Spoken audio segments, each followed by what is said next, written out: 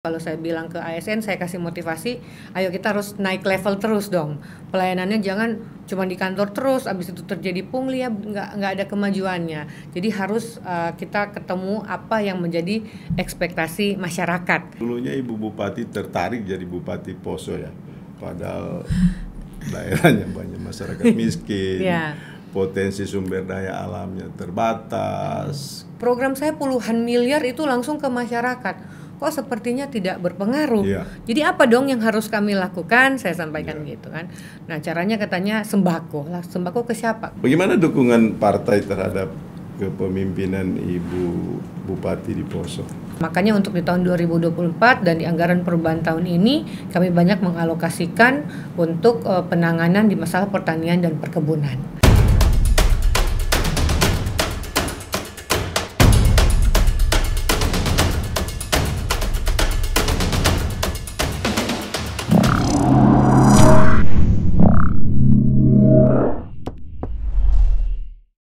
Bismillahirrahmanirrahim. Pemirsa di mana saja kalian berada, Assalamualaikum warahmatullahi wabarakatuh. Berjumpa kembali di podcast Kabar 68, kabar untuk semua. Kali ini di studio telah hadir Bupati Poso, Dr. Verna Gladys Mary Ingkiriwang, yang untuk kali kedua menemani kita untuk berdiskusi soal pelaksanaan pembangunan dan persoalan yang ada di Kabupaten Poso. Ibu Bupati, selamat datang di studio kami untuk kali kedua. Apa kabar? Baik Pak, terima kasih atas undangannya dan kesediaannya menghadirkan saya di sini. Ya. Ibu Bupati, Poso baru-baru ini melaksanakan beberapa event publik. Salah satunya misalnya Festival Danau Poso. Meskipun itu adalah kegiatan rutin tahunan karena menjadi event kalender pariwisata nasional. Kemudian yang menjadi event lain yang cukup menarik adalah pencanangan negeri 1000 megalit. Itu tepatnya di Kabupaten Poso. Apa yang Ibu bisa sampaikan dari dua event tersebut, terutama menyangkut multi effect player yang dirasakan oleh masyarakat yang ada di Kabupaten Poso? Baik, terima kasih Pak. Jadi kemarin kami Kabupaten Poso mendapatkan kepercayaan ya dengan beberapa event daerah maupun event nasional. Pertama, Festival Danau Poso agak berbeda tahun ini, kami masuk dalam Karisma Event Nusantara. Jadi masuk dalam kalender event nasional, 110 event pariwisata dan 110 event Kemenparekraf. Sehingga banyak hal yang harus benar-benar kami benahi, kami ikuti sesuai dengan standar event nasional yang diharapkan oleh kementerian. Sehingga acara FDP ini terjadwal secara resmi dalam kalender event di Kemenparekraf. Berbeda mungkin dengan tahun yang lalu. Tahun yang lalu kami bersyukur kami dibantu juga oleh Bapak Gubernur ya untuk pelaksanaan event tersebut, dan tahun ini Kabupaten Poso sudah benar-benar bisa masuk dalam KEN ini. Nah, tahun ini juga kami mendapatkan support dari Bapak Gubernur, tetapi pelaksananya adalah kami di Kabupaten Poso. Kemudian di hari yang sama itu juga kami menjadi tuan rumah seperti itu, walaupun ini adalah eventnya pemerintah provinsi Sulawesi Tengah negeri 1000 megalit.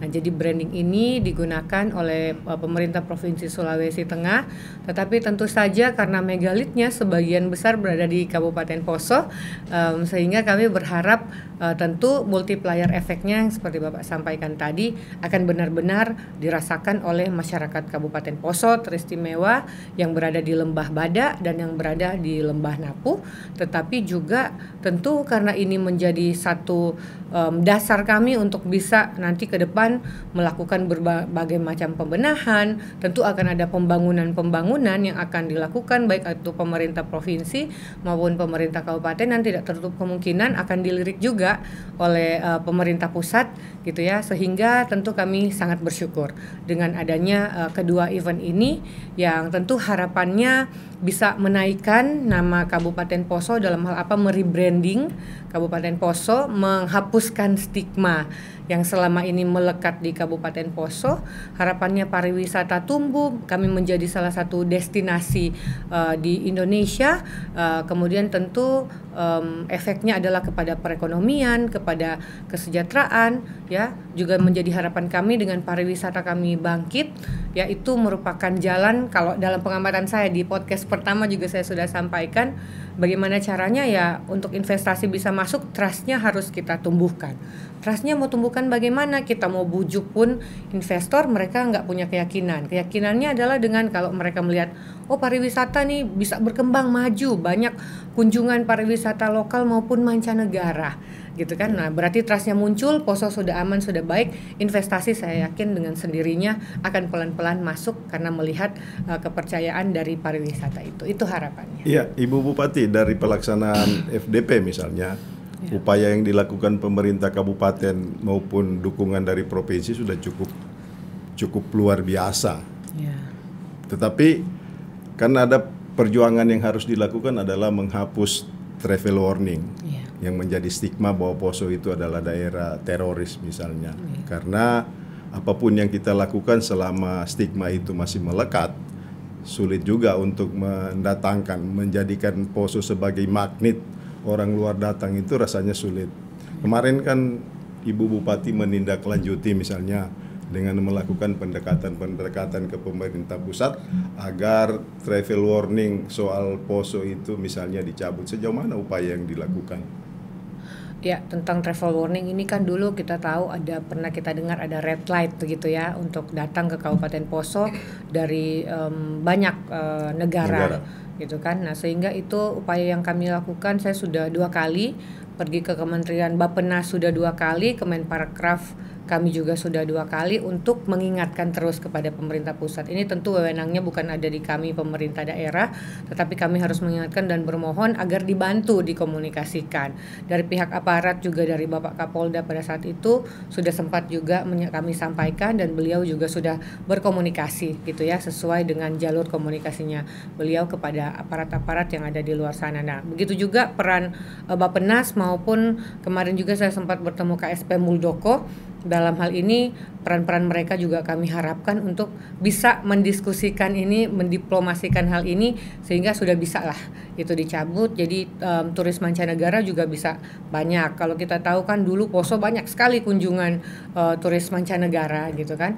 Nah, tapi alhamdulillah puji Tuhan beberapa bulan ini kami juga sebenarnya belum mendengar atau pernyataan bahwa sudah dicabut dan lain sebagainya, tapi beberapa bulan ini memang upaya-upaya kepada pelaku pariwisata juga sudah kami lakukan, ya, baik pelaku wisata yang ada di Sulawesi maupun yang di Bali. Pertemuan-pertemuan lewat Zoom kami lakukan untuk melingkan ya pariwisata mereka dengan Kabupaten Poso yang ada di Toraja, yang ada di Ampana, ada di Bali, Gorontalo. Nah, pertemuan lewat Zoom kami lakukan, kami minta kerjasama untuk bisa bantu kami, gitu kan. Turisnya dia coba promosikan untuk mampir ke Poso. Ini kami punya ini di Poso. Nah, tentu ada bargain-bargain yang kami lakukan, pembicaraan-pembicaraan, dan kami melihat beberapa bulan ini sudah banyak foto-foto turis mancanegara yang dilaporkan kepada kami datang, termasuk kemarin pada saat FDP. Tahun lalu mungkin kami hanya bertemu 5-7 turis mancanegara. Tahun ini ada kurang lebih yang bertemu langsung dengan saya kurang lebih ada 3 grup gitu ya, 3 grup, baik itu dari Prancis maupun negara lainnya ya. Satu grup mungkin mereka ada sekitar 20 orang seperti itu ya. Jadi cukup banyak kali ini, dan kami bersyukur selain FDP sebelumnya juga sudah kami melihat kunjungan-kunjungan yang ada. Nah, tentu ini memerlukan kerjasama dari banyak pihak, dukungan dari banyak pihak untuk kita menghidupkan kembali tentang hal ini. Nah, mudah-mudahan ke depan travel light ini atau travel warning ini sudah tidak ada lagi. Ya, kemudian dari evaluasi pelaksanaan FDP, konten apa yang terus diperbaharui misalnya? Karena untuk menghadirkan wisatawan mancanegara maupun wisatawan domestik itu harus melahirkan magnet. Ibarat semut tidak perlu kita cari, tetapi gulanya yang kita ciptakan sehingga mereka akan datang. Agar tidak terkesan misalnya FDP itu misalnya hanya pesta pejabat, kemudian hanya menghambur-hamburkan uang, karena efek multiplier yang dirasakan oleh masyarakat itu tidak nyata. Kurang, ya. Ya. Di FDP kali ini kami coba mengangkat temanya adalah pesona pesta rakyat Padungku. Ya, pesta rakyat ucapan syukur yang mungkin tahun-tahun yang lalu belum pernah diangkat. Ya, FDP seperti tadi yang Bapak sampaikan hanya seperti itu, seremonial, tarian dan lain sebagainya. Kali ini ada tematiknya. Kemudian juga kami berusaha agar tenda-tenda yang dipergunakan sebagian besar 80% adalah tenda yang benar-benar dari bahan alami dan dibuat oleh tangan-tangan masyarakat Poso. Ya, jadi kami gunakan tenda VVIP-nya adalah namanya Baruga, itu dari bambu gitu, dan benar-benar dirakit oleh masyarakat yang berada di sekitar lokasi FDP. Ya, jadi itu kurang lebih saya ingat hampir 1 bulan mungkin mereka merakit itu bersama tenda-tenda untuk pameran yang kita kurasi beberapa penyedia itu di sekitar, intinya di arena utama adalah semuanya terbuat dari bambu. Ya, bambu dan lain sebagainya. Kemudian juga hal itu yang kami tonjolkan, jadi kearifan lokalnya. Kalau dulu kan selalu pasti pakai tenda yang mewah, yang megah. Betul. Nah, kali ini kami kembali ke seperti itu. Kemudian dekorasinya juga kembali semuanya ke dekorasi adat budaya, dan semuanya dekorasinya dilakukan oleh putra-putra asli Poso. Seperti itu ya. Kemudian apa yang menarik, tahun ini kami merubah juga tema tarian kolosalnya sehingga lebih unik. Ada semua menyampaikan tarian kolosalnya lain daripada tahun-tahun sebelumnya. Kemudian di malam penutupan kami lakukan namanya Molimbu. Molimbu ini jadi kalau zaman dulu mau Padungku, orang-orang datang bawa makanannya, kemudian berkumpul di Baruga, di tempat pertemuan di desa, kemudian makan bersama, melantai. Nah, jadi kemarin sempat dilakukan Molimbu itu, kita melantai, tamu-tamu VVIP melantai di malam penutupan, kemudian dilakukan oleh MC dengan bahasa daerah dan lain sebagainya, selayaknya Molimbu itu dilakukan. Dan yang menariknya ada wisatawan mancanegara juga kami ikutkan di Molimbu itu, sehingga mereka juga bisa merasakan experience-nya, oh seperti ini. Gitu ya, experience-nya seperti ini, Molimbu, minum dari bambu gitu kan, minum gitu, kemudian makan dari di Bingkalora dan lain sebagainya. Seharusnya kemarin itu ketika pencanangan negeri 1000 megalit, kontennya yang ada di sana itu seharusnya dirakit dan digarap semaksimal mungkin. Misalnya kalau yang terjadi misalnya hanya sebatas seremoni, misalnya kalau di pencanangan 1000 megalit itu kita bikin misalnya dero yang di Havana yang begitu luas, atau misalnya karapan ternak yang ada di sana. Kalau misalnya di Toraja ada karapan kerbau, kemudian di Madura ada karapan sapi, mungkin di Badak sana ada karapan apa. Kalau di Badak biasanya itu mereka lebih ke ikan dan sebagainya. Itu yang dibikinkan kontennya agar kegiatan itu misalnya tidak hanya dicap hanya sebagai kegiatan seremoni yang menghambur-hamburkan anggaran, karena banyak orang yang beranggapan bahwa dana yang dihamburkan itu kalau kita bagi-bagi untuk UKM ke masyarakat yang berusaha, mungkin dampak efeknya itu lebih dirasakan. Tapi mungkin ini adalah masukan kepada pengambil kebijakan agar ke depan mungkin lebih dipikirkan lagi kegiatan-kegiatan publik yang ada di daerah itu agar betul-betul multi efek playernya itu dirasakan oleh masyarakat. Ya, pemirsa jangan kemana-mana, diskusi akan kami terus lanjutkan. Jangan lupa like, komen, dan subscribe. Ibu Bupati, perjuangan di Poso dan pekerjaan di Poso ini masih cukup berat. Misalnya angka kemiskinan hanya bergeser sedikit sekali. Jadi makanya kita berharap semakin banyak event-event pariwisata misalnya yang dilakukan di Poso itu akan berdampak pada peningkatan kesejahteraan masyarakat. Memang kita akui misalnya daerah itu belum bisa mampu berkembang maksimal tanpa campur tangan dan bantuan pusat. Ya. Karena kita melihat misalnya pendapatan asli daerah Poso itu cuma 134 miliar ya. 100 malah cuman. Ya, 100 M ya.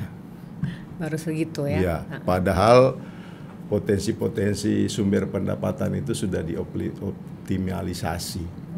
Ini adalah tantangan buat Ibu Verna, apalagi untuk maju ke periode kedua nanti. Betul.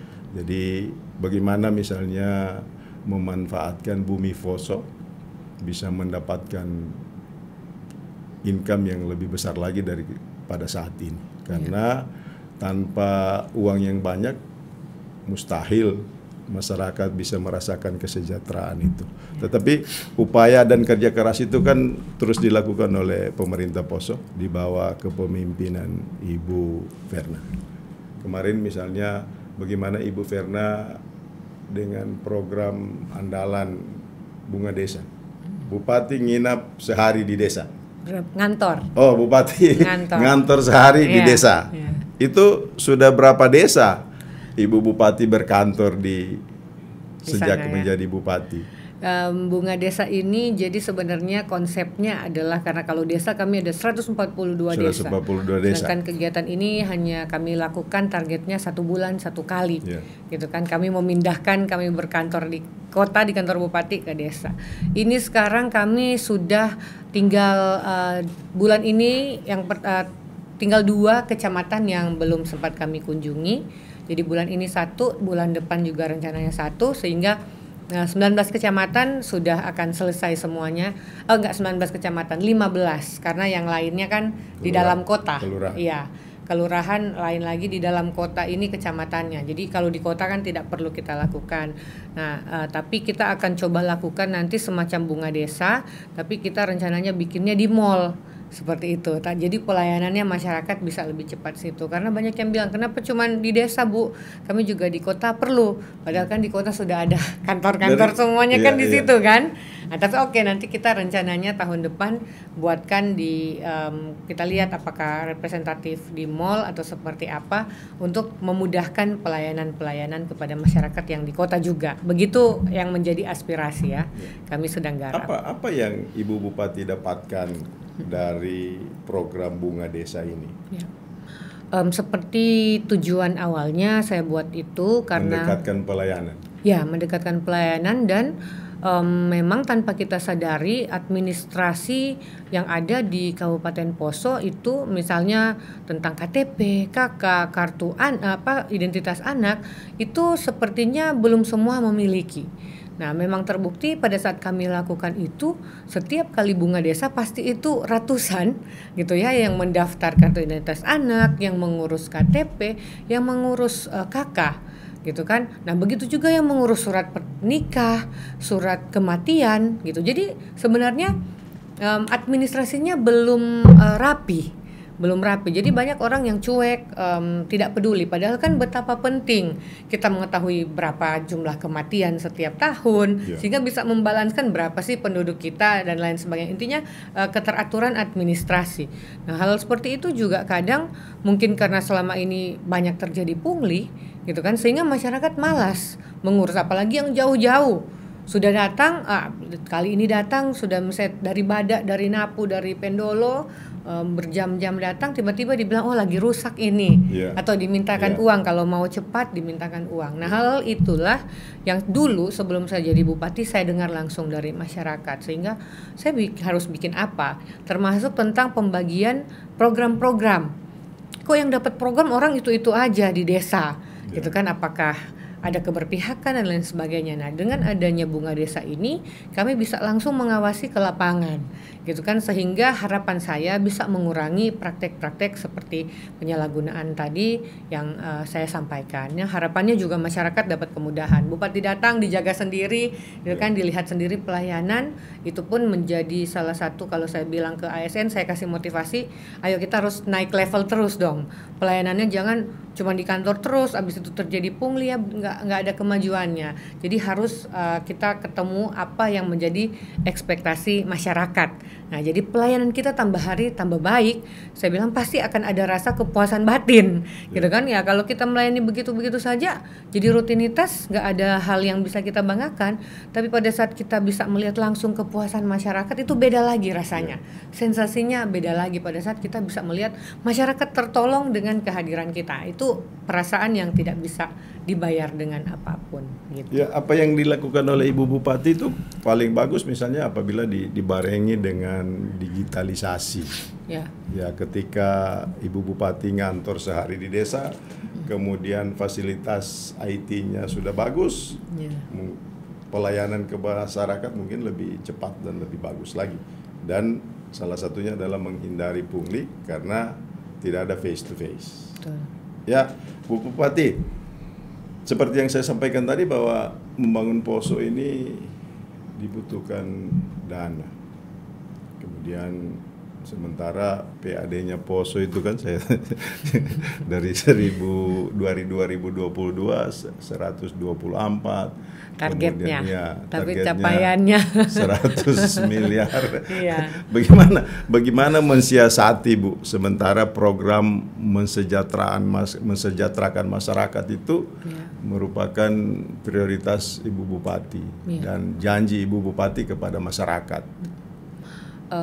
Memang kita melihat sejak COVID ya, itu jadi semuanya terpengaruh, turun juga ya, pajak dan lain sebagainya kita coba untuk bisa kita genjot, termasuk kepada bagaimana peran-peran dari APIP maupun peran dari para auditor, semua sudah dorong semua, BPKP semua mendorong kami untuk bisa kami berbenah dalam hal realisasi PAD ini. Gitu kan. Kemudian bagaimana menghidupkan potensi-potensi yang ada, itu juga menjadi salah satu PR kami. Banyak aset-aset kami yang dalam tanda kutip tidur, dan banyak juga yang malah nombok asetnya. Nah, kalau itu kita nggak berdayakan, sebenarnya malah kita nggak keluar uang. Tapi karena diberdayakan, pas saya cek loh, kok malah kita membiayai aset lebih banyak daripada pemasukan si aset, gitu kan. Jadi nombok. Nah, hal itu yang pelan-pelan kita harus benahi, dan itu ternyata jalannya tidak mudah, gitu kan. Harus pembenahannya dari bawah untuk bisa kita misalnya pihak ketiga kan. Nggak segampang hari ini saya mau pihak ketiga kan, sudah 2 tahun nggak bisa-bisa. Karena ternyata segala macam persiapannya itu harus dirunut dari yang kecil-kecil sampai memenuhi syarat baru bisa kita pihak ketiga kan. Nah, serumit itu untuk kita bagaimana bisa meningkatkan PAD. Selain tentu sikap mental dari para pemungut PAD ini yang harus terus kami pastikan bahwa nggak ada kebocoran. Nah, karena paling banyak sebenarnya juga kebocoran.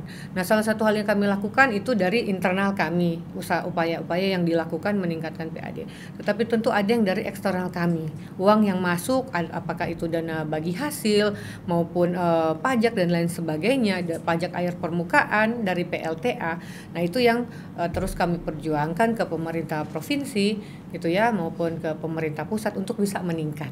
Nah, tahun ini sudah dikabarkan ada peningkatan baik dana bagi hasil maupun pajak air permukaan, yang mudah-mudahan ini akan menambah kekuatan anggaran kami, PAD kami di tahun 2024. Saya kemarin sudah mendapat kabarnya ada kenaikan dari itu ya. Jadi intinya yang dari eksternal, dari luar ada kenaikan. Harapan kami tinggal menjaga PAD yang dikelola oleh kami yang ada di Kabupaten Poso. Jadi upaya-upaya akan terus kami lakukan, termasuk misalnya contoh memihak ketigakan aset-aset kami yang sama ini bukan menguntungkan, malah sebaliknya gitu, karena itu harus kami pihak ketigakan. Nah, dan sedang kami lakukan terus upaya itu secara administrasi, itu semua harus dipenuhi baru bisa. Kalau enggak, di satu sisi kami kepala daerah gemas, ini sudah bisa kita menghasilkan uang, tapi karena administrasinya ini enggak ada, jadi kita harus runut dari yang paling kecil sampai lengkap. Kalau enggak, kami ingin PAD, tetapi satu sisi kami langgar aturan, gitu kan kira-kira. Nah, jadi tidak semudah itu. Nah, jadi itu pelan-pelan kami lakukan. Mudah-mudahan saya sih optimis di 2024, 2025. 3 tahun lagi saya rasa sudah lebih tertata dengan baik, sudah lebih rapi sistemnya. Selain tadi seperti saran Bapak, digitalisasi itu juga sebenarnya sangat penting. Nah, kami sudah mulai gaungkan dalam hal semua pelayanan termasuk pembayaran. gitu kan. Nah sekarang bocor semuanya karena kan ditagih manual, ya kan. Kalau belum langsung di store, ya hilang sudah uangnya kan. Kalau bermalam nanti uang yang dikambing hitamkan, katanya uang itu setan, padahal kita yang jadi setan ketika berhadapan dengan uang. Siap. Itu godaan gitu kan. Kalau dinginepin, nah betul, dia godaan. Jadi kalau uang sudah diginapin, bukan uangnya yang jadi setan, yang orangnya yang jadi setan. Itu realita itu. Iya, realita.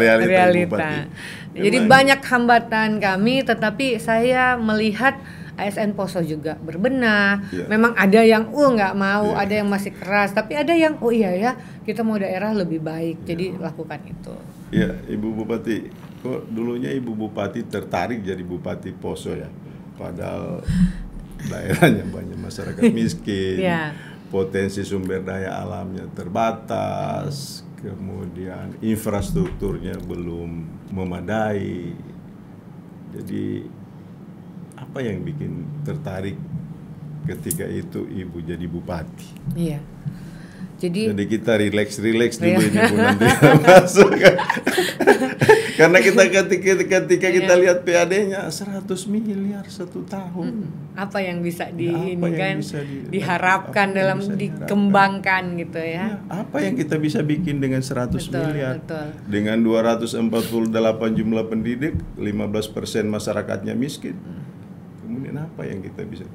Malah sebaliknya itu menjadi salah satu tantangan. Dan mau dibilang panggilan atau apa ya, kira-kira seperti itu. Karena di satu sisi ya pasti kami ingin hidup baik-baik aja dan nyaman-nyaman saja. Tetapi 2 periode saya menjadi anggota DPR RI dulu, dan suara paling banyak yang memilih saya itu dari Kabupaten Poso. Ya sekitar 40.000 sekian dari Kabupaten Poso, suara saya terakhir 74.000 yang memilih, 30.000-nya itu dari kabupaten-kabupaten lain. 40.000 lebih masyarakat dari Poso. Iya, masyarakat. Jadi Ibu Poso berutang budi kepada masyarakat Poso. Pasti gitu kan. Saya bertumbuh, berkembang menjadi politisi itu berkat kepercayaan masyarakat Sulawesi Tengah dan dukungan dari masyarakat Poso, sehingga ada perasaan berhutang budi, kira-kira begitu gitu ya. Karena kalau cuman ingin zona nyamannya ya tetap maju jadi DPR RI saja gitu kan. Tinggal di Jakarta, berkantor, rapat dan lain sebagainya. Nah, sangat berbeda dengan dinamika pada saat kami menjadi pimpinan daerah. Tetapi tentu ada panggilan-panggilan yang kami merasa harus banyak yang kami perbaiki. Tentu sebagai politisi kadang pada saat duduk pun di dalam zona nyaman kita merasa sudah nggak nyaman nih gitu kan. Apalagi kita melihat ada hal-hal yang di tempat kita, daerah kita itu bisa kita lakukan, tapi kita tidak melakukan hanya karena kita mungkin ingin zona nyaman. Nah, jadi ini menjadi satu challenge sebenarnya untuk saya kemarin pada saat saya mau maju. Begitu juga sebenarnya yang paling kuat adalah harapan dan doa dari orang tua almarhum bapak saya gitu kan, karena beliau sangat mencintai tanah kelahirannya. Ini kami pun anak-anak merasakan semua apa yang menjadi keinginan mimpi beliau untuk Kabupaten Poso ini, tentu saya semua tertransfer kepada kami ya, melihat kecintaannya, melihat tidak capek-capek kerja untuk Poso gitu kan. Jadi kami pun merasa ini menjadi panggilan kami dan merasa bahwa karir politik saya dibangun dengan dukungan paling besar oleh masyarakat Poso. Sehingga itu yang kami lakukan. Apa yang bisa saya lakukan? Saya tahu di pusat kami menyusun undang-undang, harusnya ini sudah daerah lakukan. Ini harusnya sudah bisa diaplikasikan di daerah kita, gitu kan. Kita bukan daerah yang sudah maju, kita daerah yang masih cukup tertinggal, apalagi ada masalah-masalah kemarin. Nah, masyarakatnya tidak bisa kita biarkan, masyarakatnya harus banyak kita bantu, harus kita subsidi dulu sehingga mereka bisa bangkit. Mereka bisa bangkit dengan cara apa? Program-programnya harus program ke masyarakat, program kemaslahatan untuk publik dulu yang sekarang harus kita lakukan. Gitu kan, apalagi kita lihat angka kemiskinannya demikian. Nah, jadi tentu kebijakan anggarannya, politik anggarannya harus berbeda. Tidak bisa kita punya keinginan langsung bangun Poso menjadi kota yang terlihat maju, padahal timpang dengan keadaan masyarakatnya, gitu kan. Nah, sehingga pada saat kami masuk tentu saya mengubah porsi-porsi dan kebijakan politik anggaran yang ada di Kabupaten Poso, sehingga banyak yang Bapak lihat, banyak janji-janji politik pada saat kami kampanye. Bagi saya itu hal yang sangat wajar dan sangat Ya harusnya itu menjadi resmi pada saat kami jadi bupati, sehingga semua apa yang kami janjikan kami masukkan menjadi visi misi. Kemudian pada saat kami dilantik kami masukkan di RPJMD dan dia menjadi program kerja. Nah seperti itu, jadi kebijakan anggarannya kita lakukan banyak kepada kita mensubsidi masyarakat dulu. Pada saat mereka sudah mulai bangkit bisa ya subsidi pelan-pelan lah gitu kan, kita tarik, tetapi tentu kita bangkitkan dulu. Nah, ini aja sudah banyak program, saya sampai tanya ke BPS, tadi kan Bapak sampaikan angka kemiskinan, tetapi ini barusan saya dapat info, Poso kita salah satu penyumbang yang menurunkan angka kemiskinan di Sulawesi Tengah. Ya 0, sekian persen, hampir 1%, tetapi oke lah gitu, sudah mulai oke. Tapi yang lain katanya malah sulit gitu kan. Nah makanya saya bilang ke BPS, ukurannya apa? Kasih saya info sehingga program yang kami lakukan tepat sasaran. Program saya puluhan miliar itu langsung ke masyarakat. Kok sepertinya tidak berpengaruh. Jadi apa dong yang harus kami lakukan? Saya sampaikan gitu kan. Nah caranya katanya sembako. Lah sembako ke siapa? Ke seluruh masyarakat Poso. Wah gimana ya kalau ke sembako ke seluruh masyarakat? Tidak mungkin. Nah jadi kami coba terus banyak komunikasi dengan BPS, sehingga harapan kami, target kami untuk menurunkan angka kemiskinan sama seperti target provinsi itu kita bisa lakukan lewat program khusus kemiskinan maupun lewat program-program visi misi program unggulan yang sudah ada sekarang. Ya, mungkin diantaranya program bagaimana peningkatan produktivitas masyarakat. Sebab kalau hanya misalnya kasih sembako, ya kasih hari ini besok habis, struktur kemiskinan itu tidak akan berubah. Tapi bagaimana mengelola atau menjadikan generasi-generasi muda yang produktif itu bisa mendapatkan income. Dengan demikian mereka akan merubah struktur ekonominya. Sebab kalau misalnya puluhan miliar hanya dibelikan sembako, itu kayak cuman apa ya? Ya cuma lewat saja. Dan itu akan membuat masyarakat manja. Ya. Jadi kita nggak usah kerja. Misalnya terima besok aja. Karena besok dapat lagi sembako. Bikin aja laporan masyarakat miskin sekian, itu yang jadi persoalan. Tetapi yang harus dilakukan adalah bagaimana meningkatkan etos kerja masyarakat itu untuk bisa produktif. Karena kalau dia produktif, produktivitasnya bagus, saya yakin struktur ekonomi, struktur keluarganya itu, status kemiskinan itu bisa terkikis sedikit demi sedikit. Ya, Bu Bupati. Selain itu, solusi yang akan dilakukan Ibu Bupati misalnya selain menambah sumber-sumber pendapatan asli daerah, di samping tadi memperbaiki dari sisi-sisi yang belum baik menjadi baik, tentunya ada upaya-upaya menambah pendapatan, menambah sumber pendapatan asli, misalnya adanya investor yang masuk ke sana. Sampai saat ini bagaimana gambaran investor melirik Poso? Kalau tentang investor, tahun lalu itu banyak sekali, cukup banyak investor yang datang bertemu dengan kami pemerintah daerah.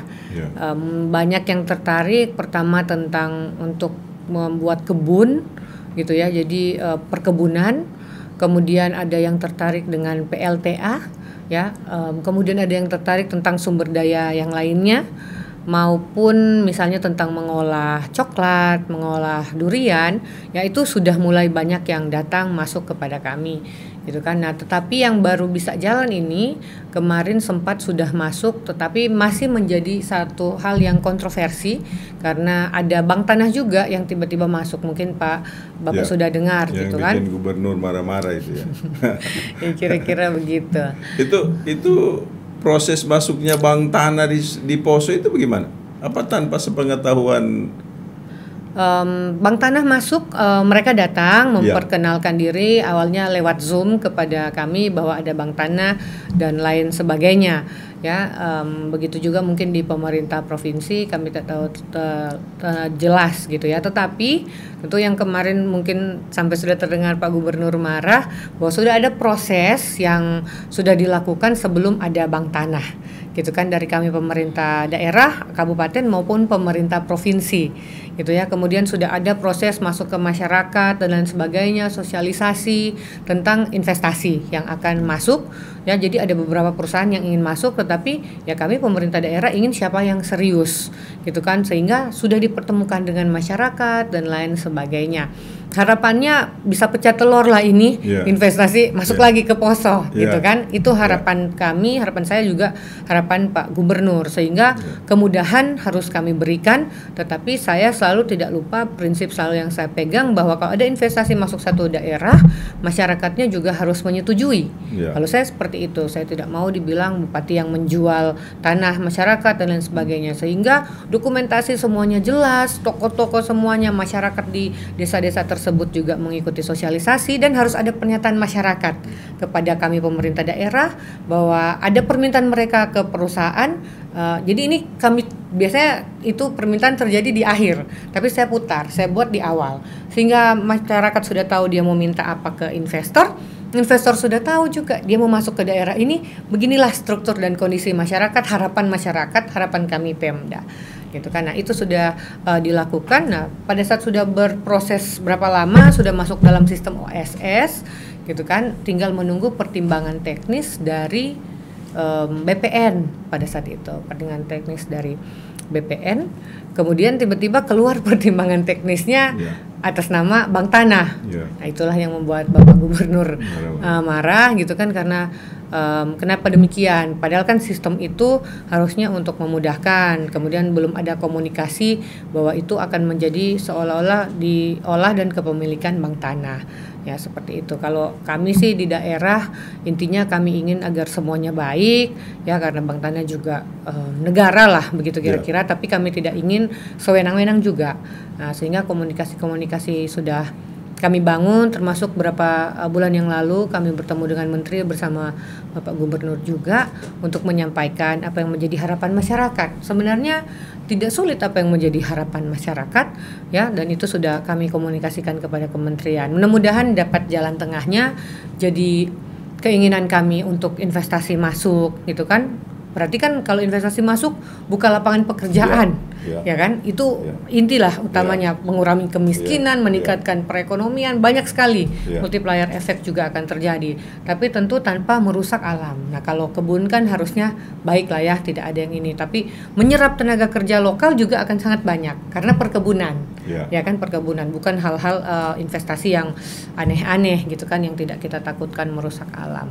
Nah, itu sebenarnya harapan-harapan kami. Ini sementara dalam proses komunikasi kami dengan kementerian maupun dengan Bank Tanah, supaya semuanya bisa, apa yang menjadi harapan masyarakat bisa juga dong kita tampung. Harapan kami pemerintah daerah bersama pemerintah provinsi juga bisa didengar, kira-kira begitu. Karena ini badan Bank Tanah ini baru, jadi belum semua paham ini seperti apa. Ya, Ibu Bupati, menarik diskusi kita sore ini. Pemirsa, jangan kemana-mana, tonton terus acara ini. Jangan lupa like, komen, dan subscribe, serta bunyikan lonceng. Ya, Bu Bupati, silakan minum dulu, karena kita masih harus berdiri. Setelah Ibu Bupati pakai kacamata, lain kan? Tadi waktu tidak pakai kacamata, botak gitu. Jadi saya tadi lihat kayak bukan Ibu Bupati yang datang. Kayak baru bangun tidur. Ibu Bupati, jabatan yang Ibu Bupati sandang sekarang ini kan jabatan politis. Jabatan politik. Tentunya dunia persilatan politik ini kan lagi hot, minimal lagi panas-panas lah. Bagaimana dukungan partai terhadap kepemimpinan Ibu Bupati di Poso? Semua partai begitu ya, parlemen. Kita bicara soal parlemen dulu, nanti ke partainya Ibu. Oh iya. Ya. Sampai sejauh ini kalau untuk teman-teman di parlemen, mungkin yang terlihat sekarang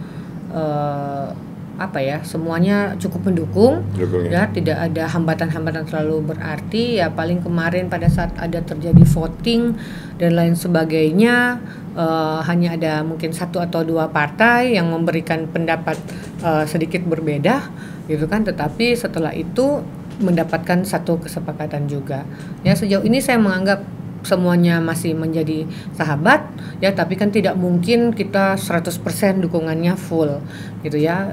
Untuk kacamata kami di Parlemen Poso sekarang 1-2 partai aja mungkin yang mungkin oposisi, gitu ya, mungkin oposisi, tetapi tidak sepenuhnya menyatakan diri menjadi oposisi, ya, karena tetapi memberikan masukan-masukan yang tajam tetapi untuk membangun, seperti itu. Kalau yang namanya oposisi itu bukan berarti ya hantam kromo, baik tidak baik yang penting tidak, kan bukan begitu. Oposisi itu ya kalau baik harus didukung, kalau tidak baik harus dikoreksi. Itulah sebenarnya kehadiran oposisi. Kemudian dengan partai sendiri, Demokrat? Ya kalau dengan Demokrat baik, firm semuanya, solid, gitu ya. Ada 5 anggota dewan kami. Semuanya berjalan dengan baik kalau untuk di internal partai kami. Ya, dukungan terhadap pelaksanaan tugas-tugas sebagai bupati juga bagus. Ya, untuk dari Demokrat. Ya, pasti 100%. Ya, meskipun mungkin ya ada riak-riak sedikit di Demokrat Poso. Tidak, maksudnya menyangkut dukungan partai pengusung ibu saat partainya ibu lah, seperti Demokrat. Kalau Demokrat sampai dengan hari ini masih 100% Demokrat Poso ya, 100% solid gitu ya, tidak ada dualisme atau hal apa, tidak ada. Kalau untuk Demokrat. Karena kemarin yang menjadi tanda tanya publik ketika Ibu Bupati berjuang untuk membangun Poso misalnya dengan melakukan berbagai terobosan, berbagai hubungan, misalnya salah satunya bagaimana menghilangkan stigma Poso adalah daerah teroris, makanya Ibu Bupati harus ketemu ini. Dan ketika bertemu dengan KSP, Ibu kita dengar, masyarakat dengar di demo, dan itu jadi tanda tanya masyarakat selama ini, karena yang penjelasan belum, yang dari penjelasan yang ada mungkin dari yang orang lain, tetapi belum dari Ibu. Padahal kalau dipikirkan Ibu bertemu Pak KSP itu kapasitas sebagai bupati dalam rangka memperjuangkan untuk pembangunan kemajuan daerah. Betul.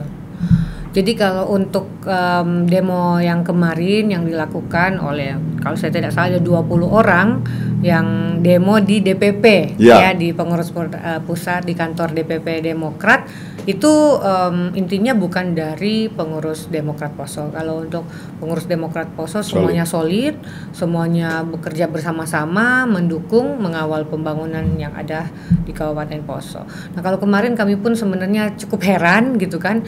Nah, ini demo apa gitu kan, motif-motifnya pun waktu itu sedang kami pikirkan ini kira-kira motifnya apa gitu kan, yang ingin disasar, karena yang dibawa di situ pun foto saya memakai baju resmi bupati dan di demo di DPP.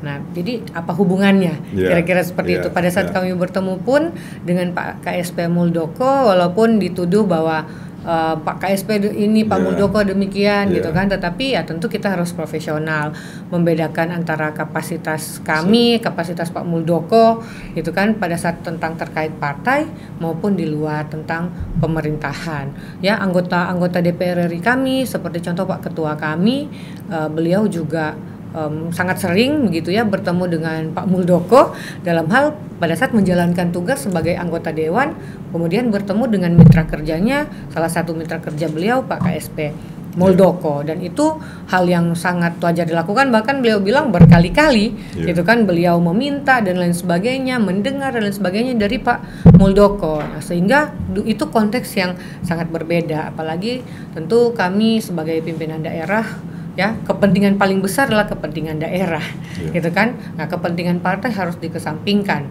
Nah, tetapi pun dari pengurus DPP Demokrat, dari Pak Ketua Umum, dari Sekjen, sudah kami laporkan ya terkait dengan hal itu, dan semuanya juga memberikan tanggapan yang sangat baik, positif gitu ya. Sebelum pergi sudah kami melapor, setelah pergi juga kami melapor gitu kan. Jadi semuanya sebenarnya baik-baik aja. Nah, dan tentang demo itu tidak ditanggapi. Saya pun secara pribadi tidak menanggapi, karena saya pikir masih banyak urusan daerah yang harus kita habiskan energi kita untuk kita urus daripada menanggapi hal-hal yang demikian. Ya, seperti itu. Berarti clear and clean. Ya. Ya, Bu Bupati, ini sudah memasuki triwulan yang keempat tahun 2023. Tentunya beban pekerjaan itu akan semakin lebih berat menjelang akhir tahun.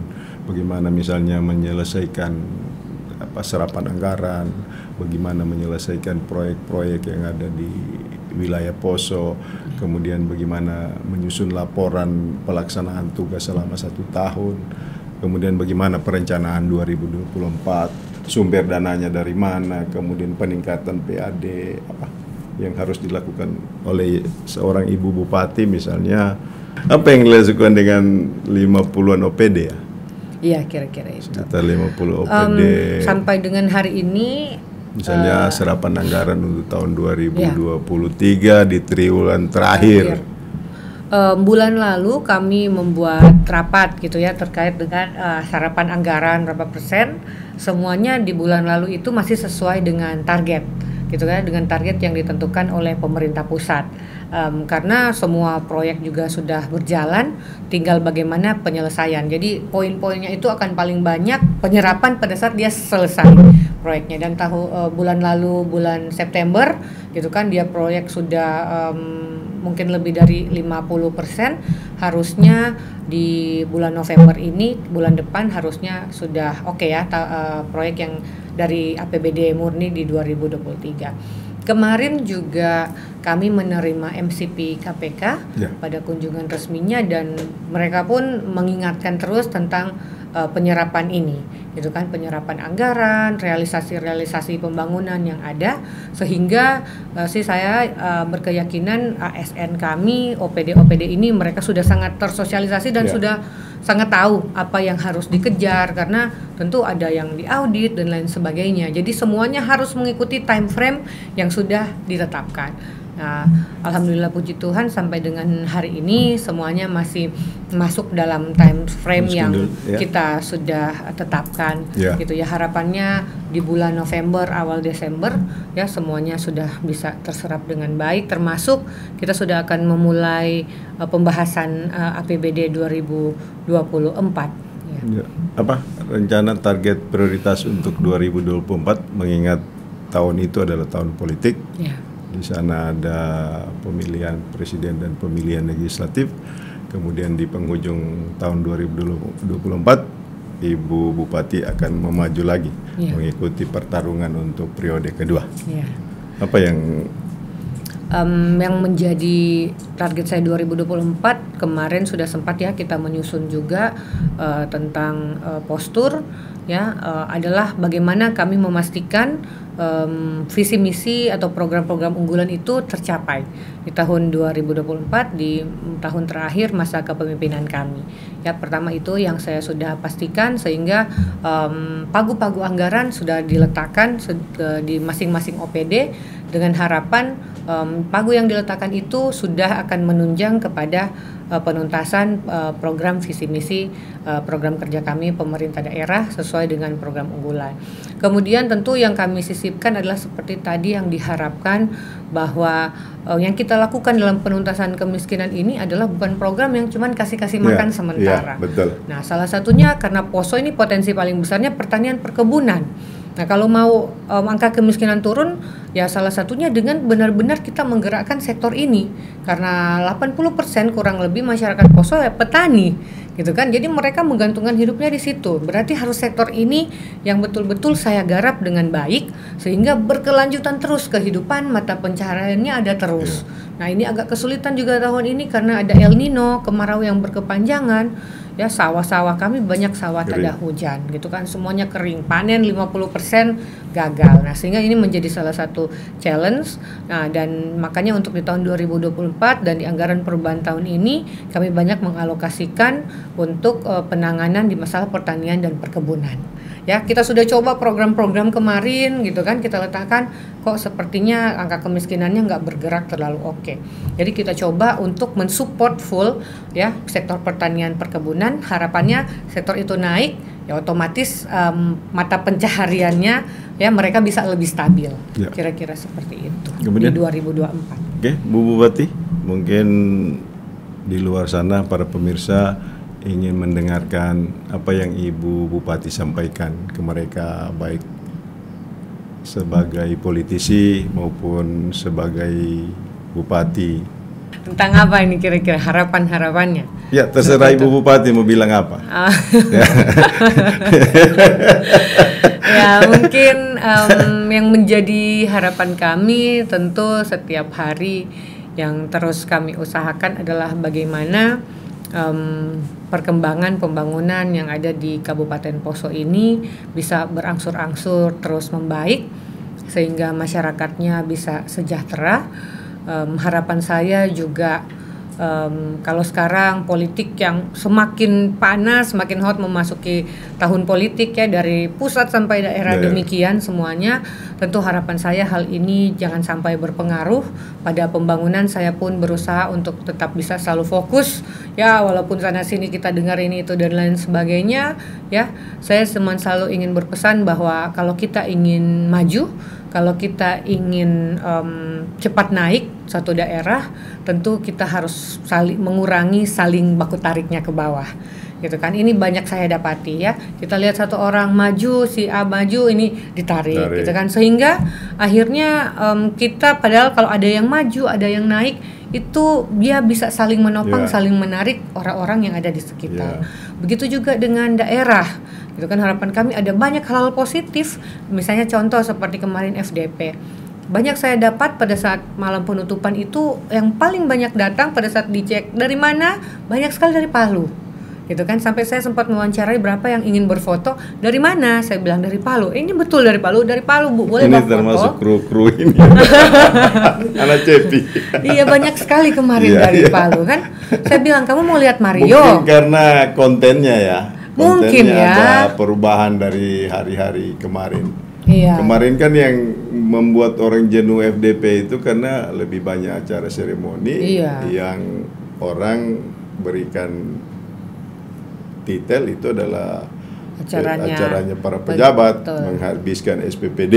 Nah, itu yang membuat orang tidak tertarik ke sana. Tetapi ketika kontennya dirubah, menampilkan soal kearifan lokal, kan sangat kontradiktif. Misalnya yang namanya Festival Danau Poso yang mengerjakan itu orang luar. Nah, biar MC-nya misalnya dibawa dari luar, padahal orang Poso itu banyak yang luar biasa MC-nya kan begitu kan?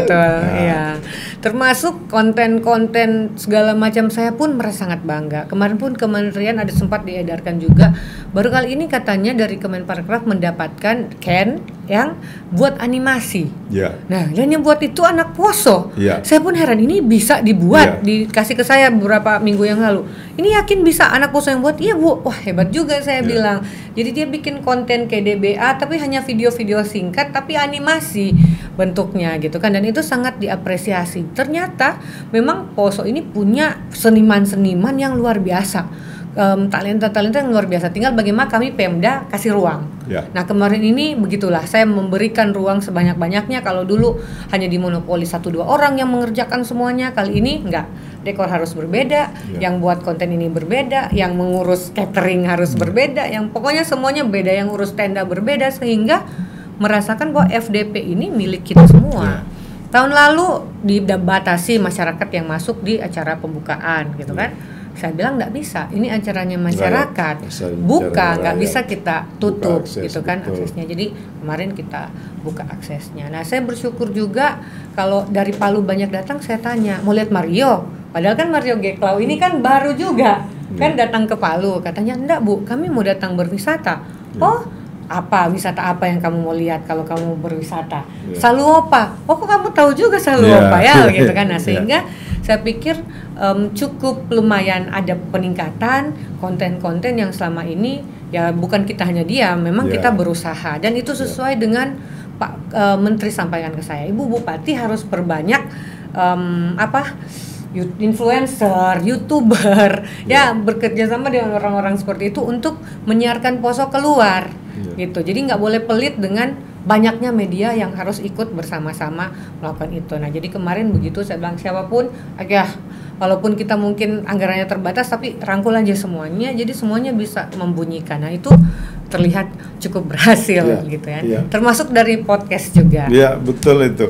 Bu Bupati, karena saya lihat selain kontennya terus diperbaharui, diperbanyak dengan konten-konten lokal, kemudian kreasi dan inovasi anak-anak daerah, kemudian ditambah lagi hospitality-nya masyarakat, kemudian excellent service-nya sangat luar biasa. Itulah yang akan menjadi penyemangat masyarakat yang ada di sekitar FDP itu. Untuk berikutnya mereka akan membuat apa lagi dan masyarakat di sekitarnya itu akan mendapatkan yang lebih banyak lagi dari sisi income-nya. Bu Bupati, kita akhiri diskusi kita ini dan akan kita sambung lagi. Kalau enggak selesai nih malam. Berkemah juga kita. Nanti kita sambung lagi dengan topik yang lebih seru. Kita akan berbicara tentang usaha keras dan keberhasilan. Kemudian tindak lanjut daripada sebuah keberhasilan itu bagaimana. Pemirsa, cukup di sini dialog kita pada kali ini.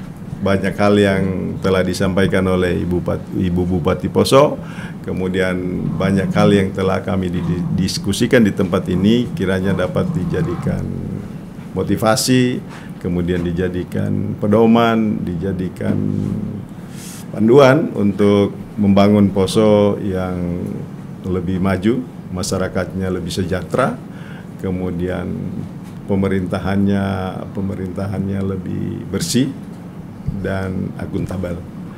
Sampai di sini dialog kami pada kali ini. Terima kasih. Wassalamualaikum warahmatullahi wabarakatuh. Ibu Bupati, terima kasih banyak. Terima kasih banyak.